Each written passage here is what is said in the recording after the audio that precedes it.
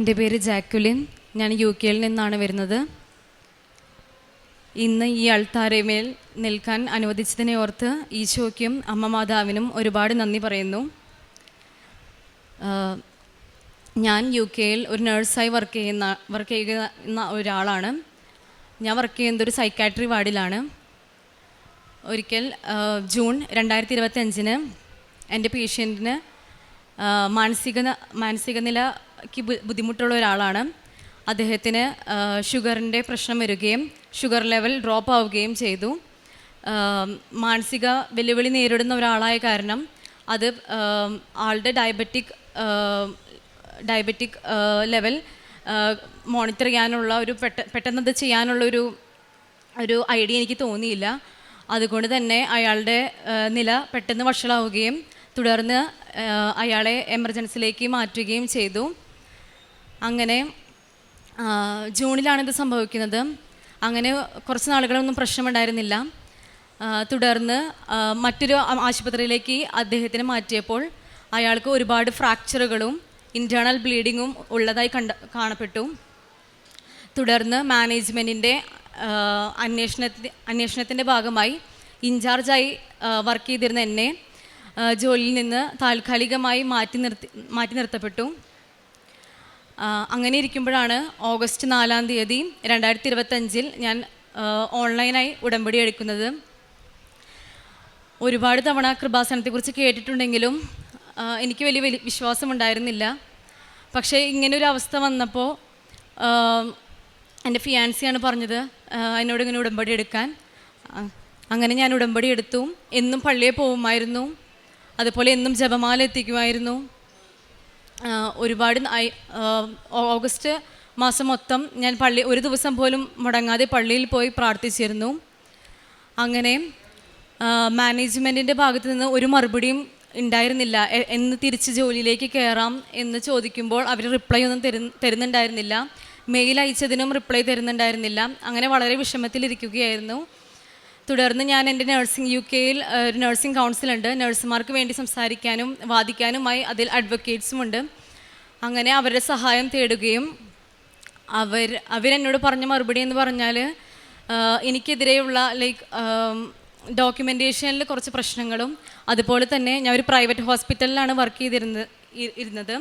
അതുകൊണ്ട് തന്നെ അവരുടെ ഭാഗം ക്ലിയർ ആക്കാനായി ഞാൻ ചെയ്തിരുന്ന ഡോക്യുമെൻറ്റ്സൊക്കെ മാറ്റിക്കളയുകയും എനിക്കെതിരെ എന്നെ ബാധിക്കുന്ന തരത്തിലുള്ള എല്ലാ ഡോക്യുമെൻറ്റ്സ് അവർ ജനറേറ്റ് ചെയ്യുകയും ചെയ്തിരുന്നു.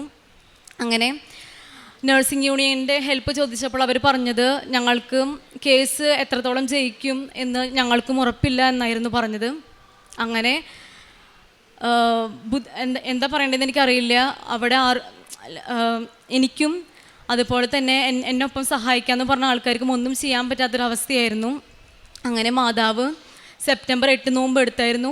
സെപ്റ്റംബർ 12 മാനേജ്മെൻറ്റിൻ്റെ ഹയർ അതോറിറ്റിയിൽ നിന്നുള്ള ഒരാൾ എന്നെ വിളിക്കുകയും നിനക്ക് ജോലിയിലേക്ക് തിരിച്ചേ പ്രവേശിക്കാം, നിൻ്റെ പേരിലുള്ള എല്ലാ അലിഗേഷൻസും ഞങ്ങൾ എടുത്ത് കളഞ്ഞിരിക്കുന്നു എന്ന് പറയുകയും ചെയ്തു.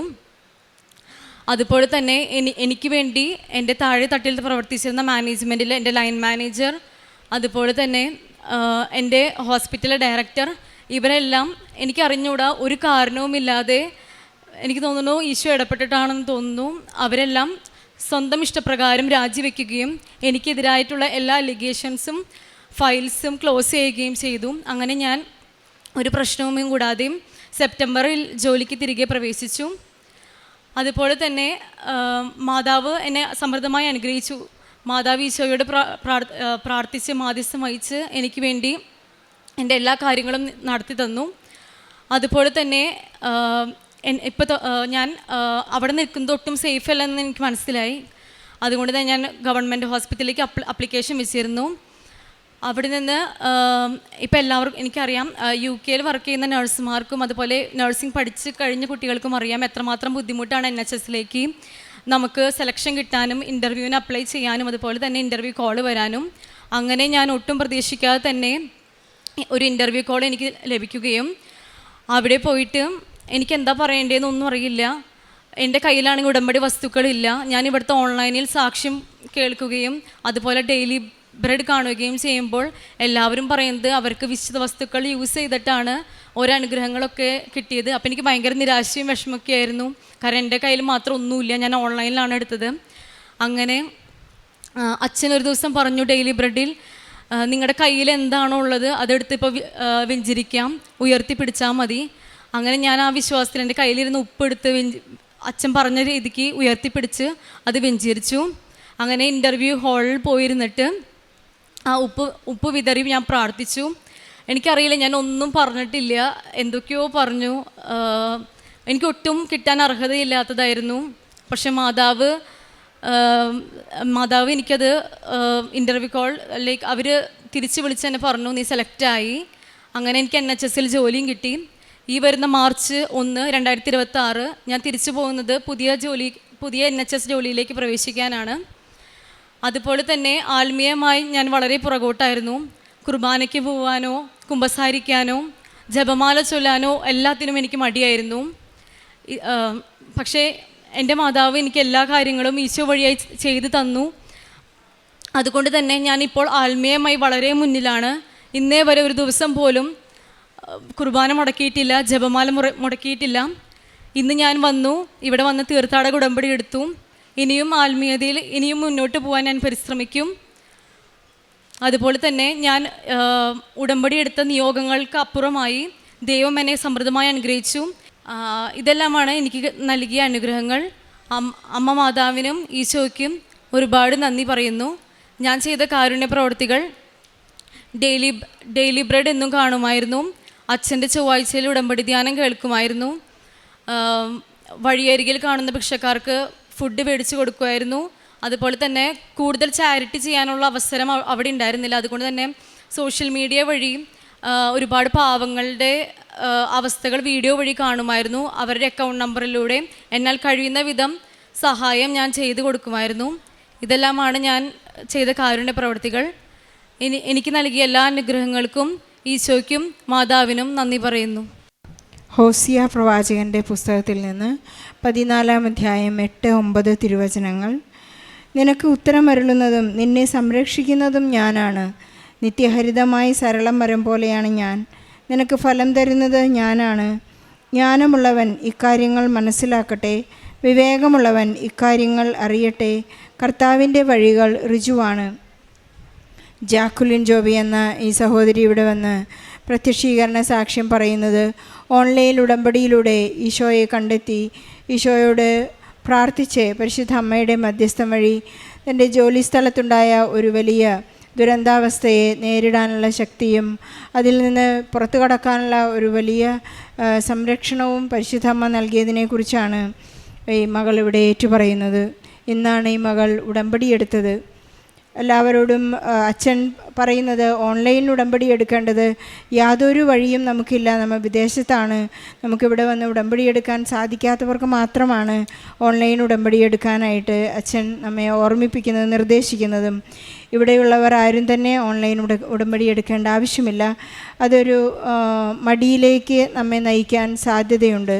കാരണം നമ്മുടെ വിശ്വാസ പ്രഖ്യാപനം നടത്തേണ്ടത് വളരെ ആവശ്യമാണ്. ഈ മകൾ എപ്പോഴും തുടർച്ചയായി ബഹുമാനപ്പെട്ട ജോസഫ് അച്ഛൻ്റെ ധ്യാനങ്ങൾ കൂടുകയും ഡെയിലി ബ്രെഡിലൂടെ ആശീർവാദം സ്വീകരിക്കുകയും എല്ലാം ചെയ്തതുകൊണ്ട് ഉടമ്പടി വളരെ കൃത്യമായി ജീവിക്കാൻ ഈ മകൾക്ക് സാധിച്ചു. നമുക്ക് അനുഗ്രഹം ഉറപ്പാണ്. പക്ഷേ ഈശോയെ നാം എന്തുമാത്രം സ്നേഹിക്കുന്നു, ആ സ്നേഹപ്രകടനങ്ങൾ നാം എന്തുമാത്രം കൈമാറുന്നു എന്നുള്ളതിലാണ് നമ്മുടെ ഉടമ്പടിയുടെ മുന്നോട്ടുള്ള പോക്ക് നാം മാറ്റുരച്ച് നോക്കുന്നത്. UK ഒരു വലിയ ജോലി സ്ഥലത്തുണ്ടായ ഒരു വലിയ ജീവിതാവസ്ഥയെക്കുറിച്ച് ഈ മകൾ പറയുകയുണ്ടായി. ഇഷ്യൂ വേഴ്സായ സമയത്താണ് ഈ മകൾ ഉടമ്പടി എടുക്കാൻ തീരുമാനിച്ചത്. ഈ മകൾക്ക് ഇവിടെയുള്ള പ്രാർത്ഥനാ രീതികളോടൊന്നും വിശ്വാസമില്ലാതിരുന്നു. ആരൊക്കെയാണോ ട്രോൾ ഇറക്കിയിട്ടുള്ളത്, ആരൊക്കെയാണോ വിശ്വാസമില്ലാതെ ഇവിടെ നിന്ന് പോയിട്ടുള്ളത്, അല്ലെങ്കിൽ ഇതിനെക്കുറിച്ച് നിരീക്ഷിക്കുന്നത്, എല്ലാവരും തന്നെ ഒരുവിധം 50% ആളുകൾ ഇവിടെ വന്ന് ഈ അൾത്താരയിൽ തന്നെ ഇപ്പോൾ സാക്ഷ്യം പറഞ്ഞിട്ടുള്ളവരാണ്. പരിശുദ്ധ അമ്മയുടെ സംരക്ഷണവും സാമീപ്യവും അവർക്ക് കൂടുതലായി ലഭിക്കുകയും ഈശോ ആരാണെന്നും എന്താണെന്നും ഈശോയെ കൂടുതൽ ആഴത്തോടെ സ്നേഹിക്കുവാനുള്ള കൃപയും അവർക്ക് ലഭിക്കുന്നുണ്ട്. അവരെല്ലാം ദൈവം നമുക്ക് അനുഗ്രഹിക്കട്ടെ എന്ന് പ്രാർത്ഥിക്കാം. പരിശുദ്ധ അമ്മ തന്നെയാണ് ഈ മകളുടെ വലിയ അപകടസ്ഥിതിയിൽ ബെസ്റ്റ് അഡ്വക്കേറ്റായി വന്ന് ഈ കോർട്ടിൽ മകൾക്ക് വേണ്ടി വാദിക്കുകയും എല്ലാ അലിഗേഷൻസും എടുത്തു മാറ്റുകയും വളരെ ശക്തമായി നല്ല ഒരു ഗവൺമെൻറ് NHS ഹോസ്പിറ്റലിൽ സെലക്റ്റഡായി ജോലിക്ക് കയറാനുള്ള വലിയ സാധ്യതകൾ നൽകുകയും ചെയ്തു എന്ന് സാക്ഷ്യപ്പെടുത്തുന്നു.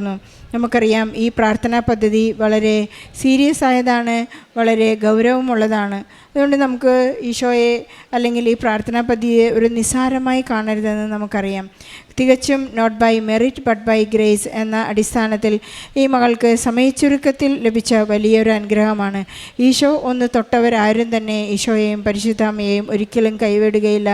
ജാക്കുലിന് പറയാനുള്ളതും അതുതന്നെയാണ്. ഇനി ഒരിക്കലും ഈശോയെ ഞാൻ തള്ളിപ്പറയുകയില്ല, ഞാൻ ഒരിക്കലും ഉപേക്ഷിക്കുകയില്ല. കാരണം ഈശോ ആരാണെന്ന് എനിക്ക് മനസ്സിലായി. ജാക്കുലിനും കുടുംബത്തിനും ലഭിച്ച എല്ലാ അനുഗ്രഹങ്ങൾക്കും ഈശോയ്ക്കും പരിശുദ്ധാമ്മയ്ക്കും നന്ദി പറഞ്ഞുകൊണ്ട് ഒരു നല്ല കയ്യടിയോടെ സാക്ഷി നമുക്ക് സമർപ്പിക്കാം. അത്യപൂർവ ദൈവാനുഭവങ്ങൾ ഇനി നിങ്ങൾക്കും സ്വന്തം. ഈ യൂട്യൂബ് ചാനൽ ഇതുവരെ സബ്സ്ക്രൈബ് ചെയ്തിട്ടില്ലെങ്കിൽ ഇപ്പോൾ തന്നെ സബ്സ്ക്രൈബ് ചെയ്യുക. ഈ വീഡിയോ ഇപ്പോൾ തന്നെ നിങ്ങളുടെ സുഹൃത്തുക്കൾക്ക് ഷെയർ ചെയ്തുകൊണ്ട് കർത്താവിൻ്റെ പ്രേക്ഷിതരാകുക.